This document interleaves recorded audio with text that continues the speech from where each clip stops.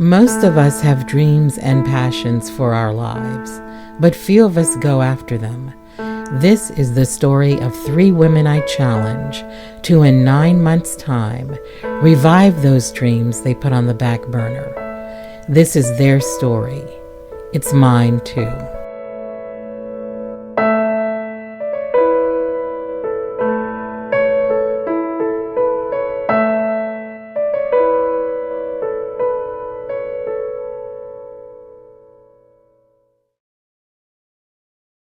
My back burner dream is to teach. To have continued my career in modeling. Being a musician. To start my own business. I first wanted to be a ballerina, classical ballet. When I grew up in Puerto Rico, I attended a ballet school from the time I was 10 years old until I was 16. And I love every day of it. I got to dance ballet and other types of dance every day. It made me feel at peace. It was very relaxing. It was as if everything around, the noise of the city and people talking, like everything would be shut down, and it was just me and the music every day. I moved to the States in the summer of 2001. And how was that for you? It was a big culture shock because I did not speak the language. I was here with my father first and my sister, older sister. My mother stayed back home in Puerto Rico working, and we were trying to move here little by little and get established. And because we didn't have the money or our English was so limited, we couldn't find the resources or a way for me to continue with dance. How would you describe yourself now, Stephanie? I think I'm still trying to find myself and what I'm comfortable doing. I'm glad and I'm happy that I have a job and that I have good income to provide for myself and my kids. But I feel like there is something missing. I still feel like I want to dance. I still want to feel the music.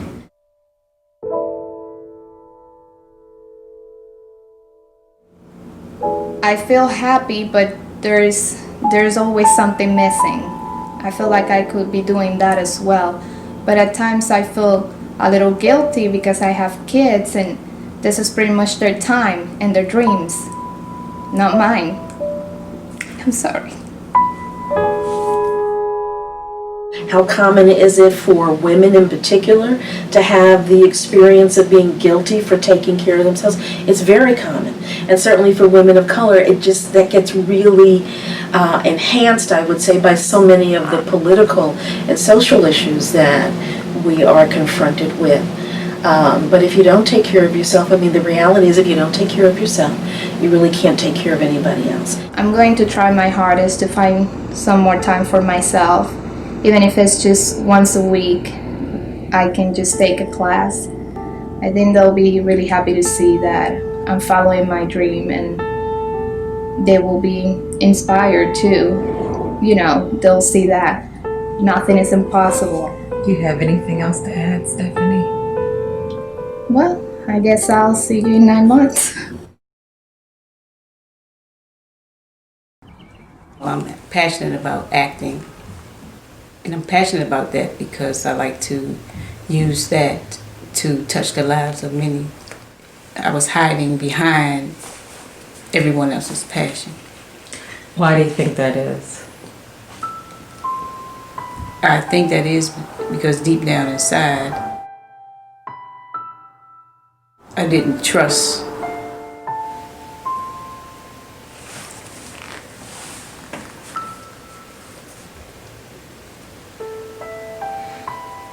or didn't believe that much in myself. Mm-hmm. Mm-hmm. What has kept you from pursuing your dreams? The feeling of unworthiness. Mm-hmm. Where do you think that comes from? I believe that came from my relationship with my mom. My mom was not emotionally where I feel like I needed her to be. she could only give what she had. And that's not to say that my mom didn't love me. I always felt loved.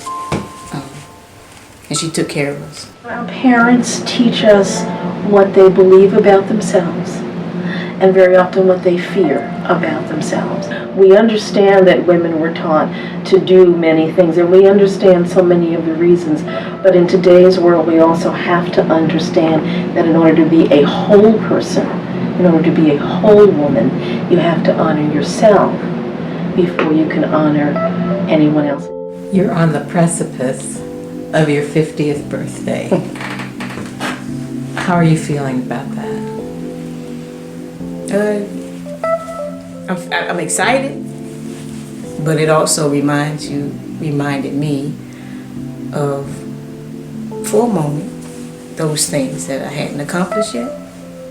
But I couldn't stay there, because if I stay in that place, I'll become discouraged and distracted. This is my life. This is the life I have to live. Somehow, being in a relationship or being married and being a mother or whatever it is that you're supposed to do, that somehow it's compartmentalized, that takes value over anything as an individual that you may want. And it's a bunch of crap. I think that the dream that I put on hold was definitely exploring myself as a creative and artist to the most that I can be.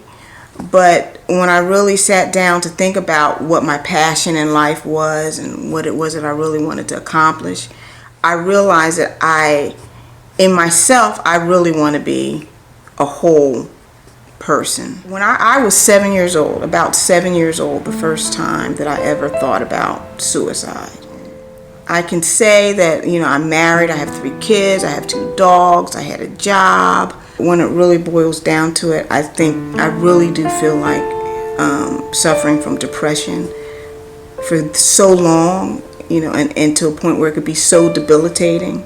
That really was what prevented me from really being able to get the stamina and the energy and the diligence to be able to fulfill and pursue the things that I knew that I wanted to do. Depression is perhaps one of the most common experiences that we have in this country, and it's certainly very common among women. And quite frankly, for people of color, it is hard to imagine that someone living in this country is not experiencing some measure of depression. It's hard to navigate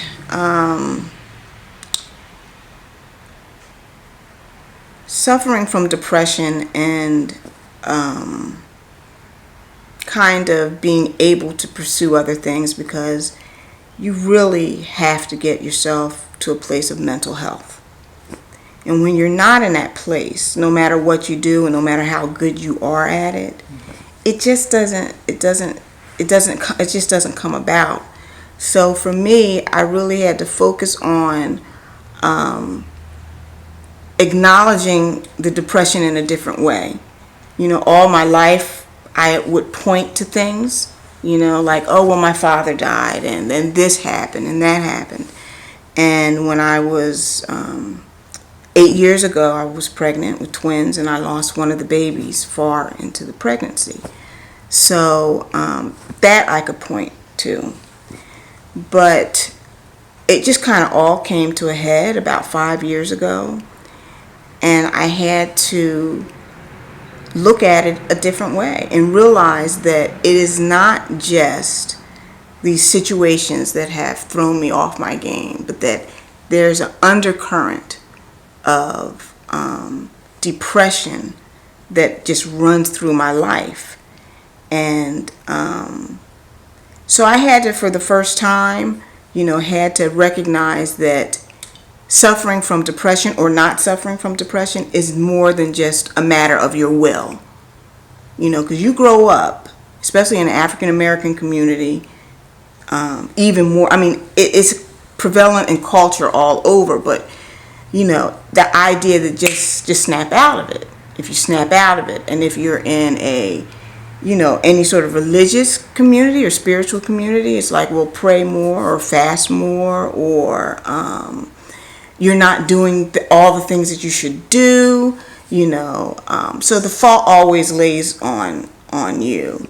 A lot of people who have been in my sort of situation or suffer from depression the way I have suffered from it in my life don't make it out, and I recognize that. It's so much more than a dream. It's who I am as a person that needs to be expressed and communicated. My dream would be to win the Grammy, but that's a dream. But to be a singer and a writer and an expression-filled person is who I am. And if I'm still dreaming about it at my age, it's a problem. What happened? Children, life, bills. Yeah, now I'm just living in DC, living the American dream, making money and paying bills and finishing that debt with student loans. But I really wish I finished my dream of being a musician. I found love, got married. I've been afraid of failure, and that's pretty much what's been holding me back. Since I started filming, there's been an accelerated interest in women-related issues, from sexual harassment to empowerment. I wanted to interrogate the historical context of the women's movement and its impact on women of color's ability to live their dreams, their passions, their whole lives. Women of color's voices they weren't eradicated. They were still there, but the mainstream didn't pick up those voices as the voice of feminism, because for the mainstream, the voice of feminism was more attractive from the experience of a young white, college-aged woman than it was from the perspective of a Black woman who's asking for housing as part of a feminist issue. We have to realize that the way that our system is currently designed is actually for us to be too tired, to not have the luxury of reflection, to not be able to connect with our communities, to not be able to share the value and the burden and the challenge of caring for the next generation, right? Women who have sort of woken up to the realities of their situation and want to dream bigger and want to be able to live in a world that allows them to care practically for their families and also pursue their dreams are going to have to build a new world.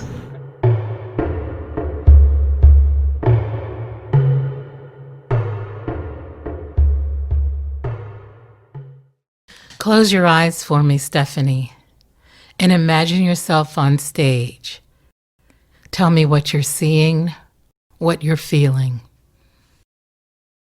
I see a spotlight on me, a room full of people, and I'm wearing the most beautiful tutu, and everybody's just so amazed and enjoying what I'm doing. And I feel better and I feel happy just listening to all the applause. I do feel guilty, but they also like to see me happy. And I see that when they see me doing what I like, they see me as a role model. I'm going to school and I'm learning all these things about nursing, and sometimes they see me do my homework, so they pull out their own homework and sit next to me and do their own thing. And I teach them new things, and now they're interested in the medical field too. I have a positive impact on them when I do things that I like.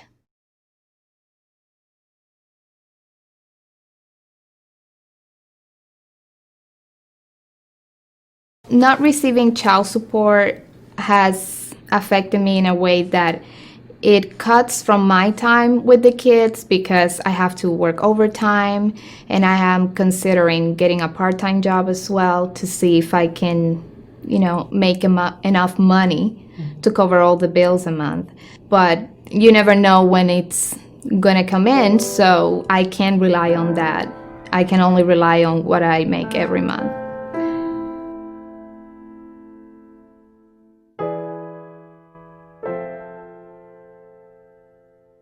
Now I'm planning things better. Like, it made me like auto evaluate myself and think that I am also important, and until I'm not happy and satisfied doing the things that I like, I cannot make happy others, like my children, my parents. Before, they used to see all the stress on me, and I'm running from one job to the other, to the kids, and catering to everybody, but not taking care of myself. Now I do take time for myself. I like to go to acupuncture with friends and go for coffee or shopping. I have learned how to manage my stress better. And I am looking forward to, in the future, be able to integrate the dance lessons too. I'm drawn to acting for two reasons. I do get a chance to be somebody else. And it's a great escape from the day-to-day, the busyness of life. Is it me I see in you? Is it me I see when I look at you for the first time and wonder, who are you? What I would like to happen before our final interview in December is that I have at least thought about what I want my one-woman show to be about, a theme for the one-woman show. Mm-hmm. How much time are you devoting to that? Right now, it's just a thought process. I haven't, and I have to be honest, I haven't sat down and said I'm going to intentionally spend 30 minutes or hour here a day, which probably should be my other goal. Having to deal with how much time I've lost, by not doing it, and how far I have to come to kind of get back to a place where I'm maybe comfortable again or feel confident.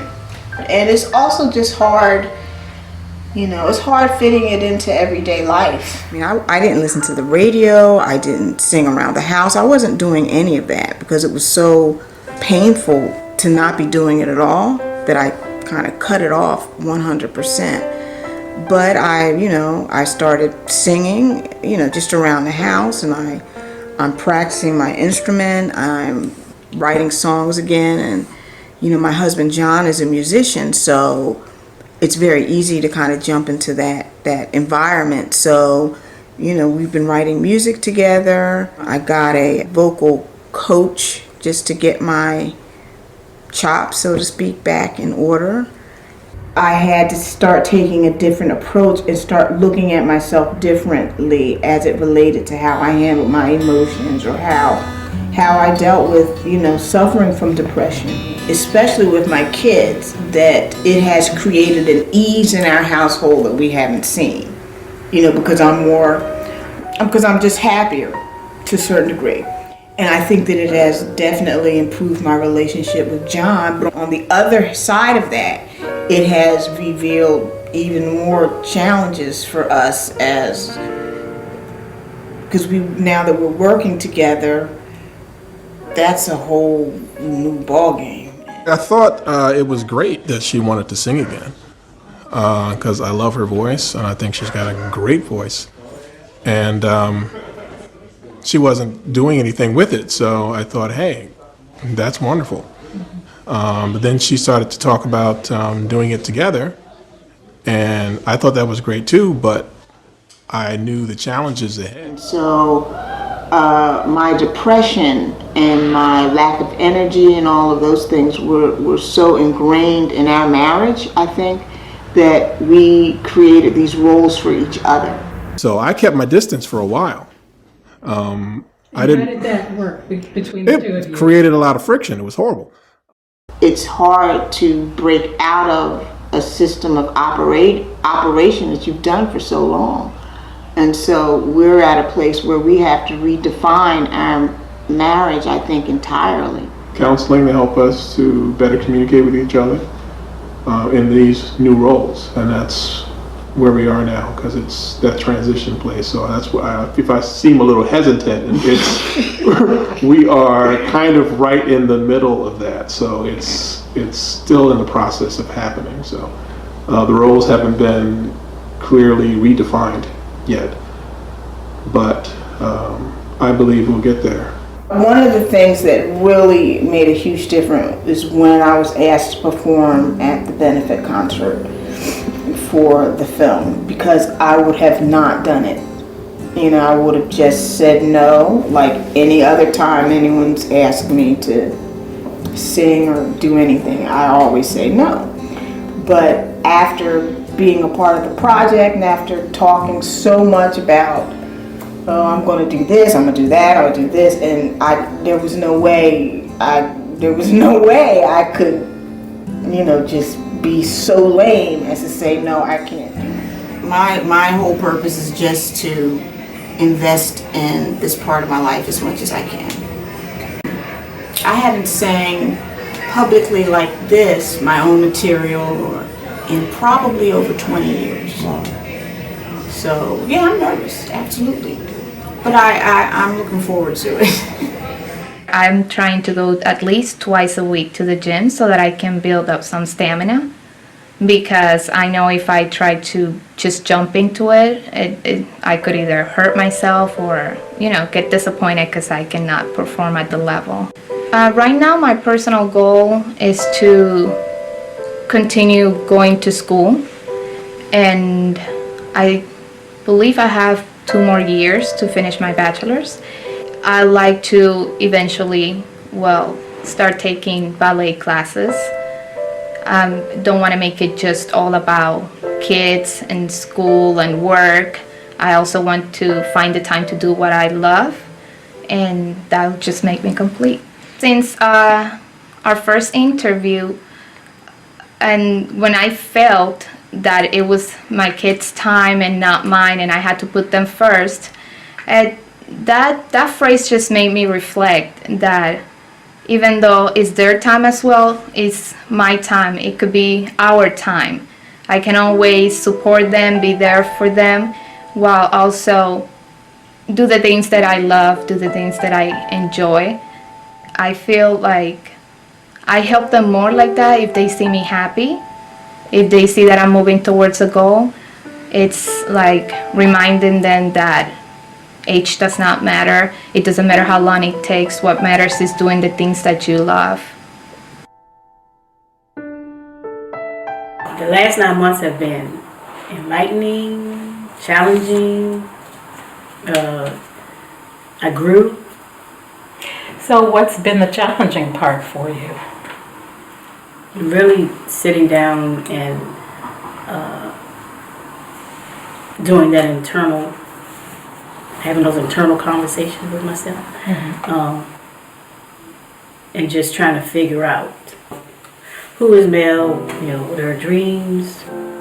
I also learned that I had to have acceptance of that worthiness and acceptance of where I am, irregardless of what other people may think. Even with regard to this documentary, it was challenging. Another reason why I was challenged is because I thought I had to live up to a certain expectation. Haven't done anything with regard to the one-woman play, but that doesn't mean you haven't done acting jobs. Yeah, no. So tell us what you've done in that arena. So I actually took an extra part in a film a couple of months ago. So that was pretty exciting. And I did that for 2 reasons. One, because I do enjoy acting, and even to solidify this question of what my passion was. I realized that it is something that I like to do, I love to do, but I don't feel like if I never get that Hollywood role, that I haven't fulfilled my purpose. Living this life as a woman itself can be very challenging, no matter what role you play.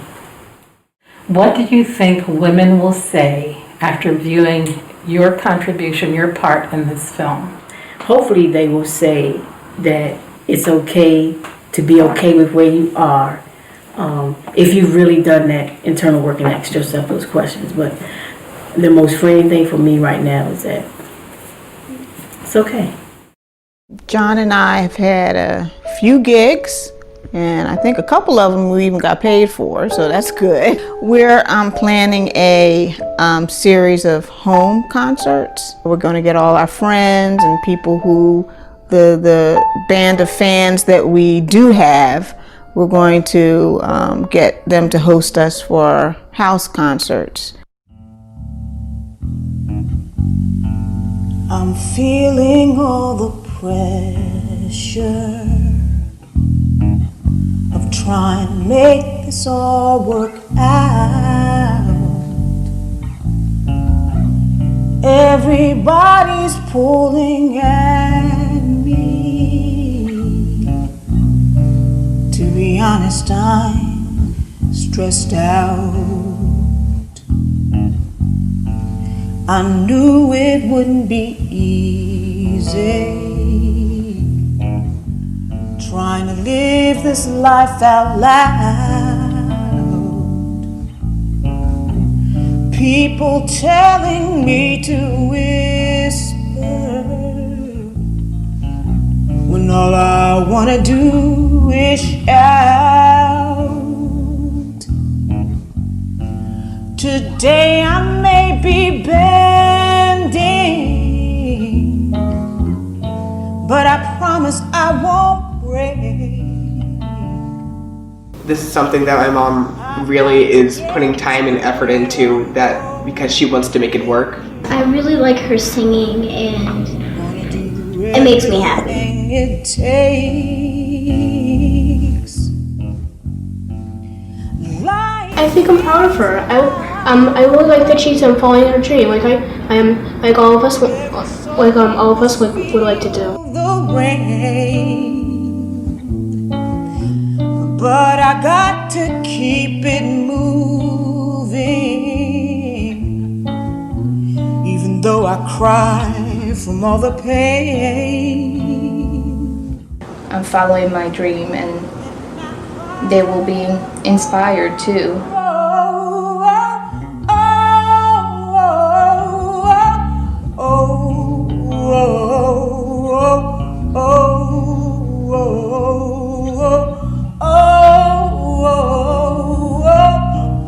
Be true to who you are.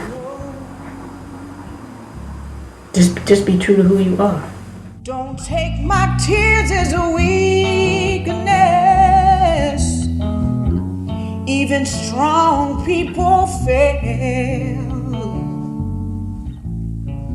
They grab a hold of all their trouble. The Air Force.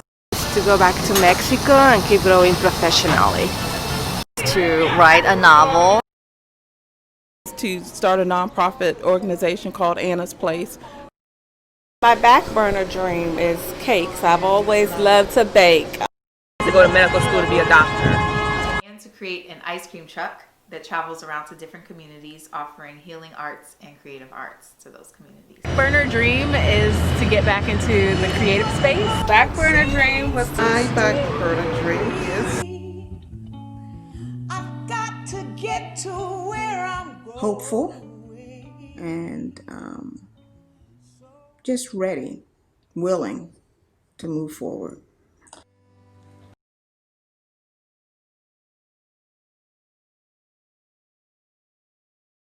Over the last couple of months, I've had this dream of wanting to do a dance with my daughter. She also loves to dance. But so my goal in the next couple of years is to get physically fit, so I will be able to do a dance with my daughter.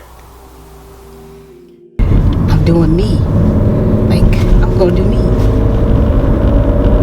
So that means I have to step back from some things that I've been doing, some people that I've been supporting. Their dreams, right, and really focus on mine. Yeah, that's free.